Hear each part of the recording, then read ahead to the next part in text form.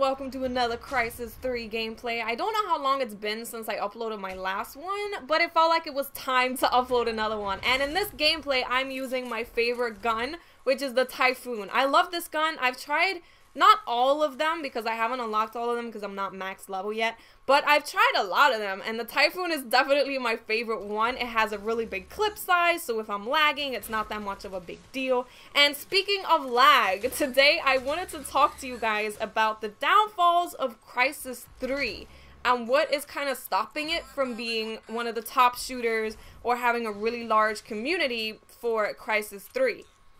So I have had Crysis 3 for about a week now, I want to say. It's been about a week, and I've played pretty extensively. I haven't played super hardcore. I haven't spent like 6 hours a day playing Crysis 3, but I think I've played enough to kind of notice the downfalls of Crysis 3, the good things, the bad things.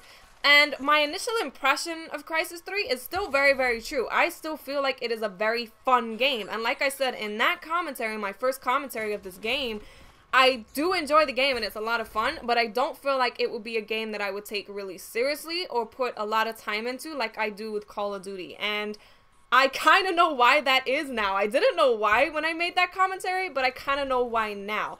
And one of the first things that I really find unfavorable about Crysis 3 is the lag and the connection. And the really sad part about this is that it's not really something that the developers can fix, because it's all to do with how many people are online playing at any given time. I think the most amount of people that I've seen in Team Deathmatch is 1,000, and the average is about 400. And obviously you guys know that I am in the UK right now. I live in England, I'm in England, and out of those 500 people that are online playing Team Deathmatch, I think a majority of them are not in the UK. So my connection is always pretty bad.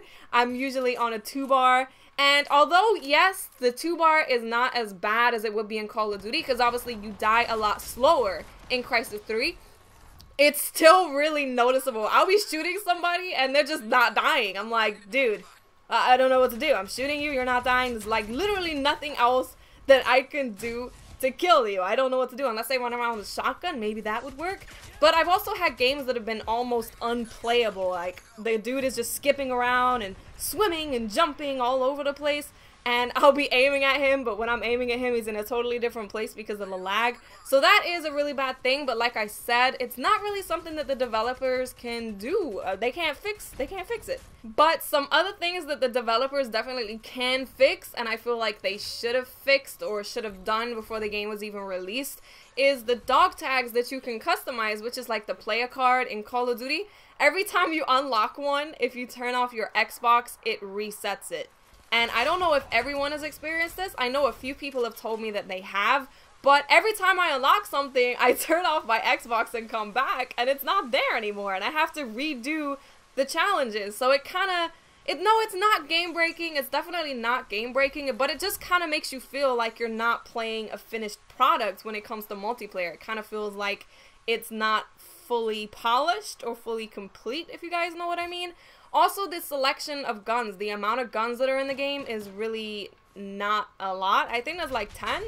I might be mistaken. I have not sat down and counted them, but there's definitely not a lot of guns. And I feel like a big part of what keeps you playing a game is to try out different things. And in Crysis 3, you can kind of try out everything in the matter of a month.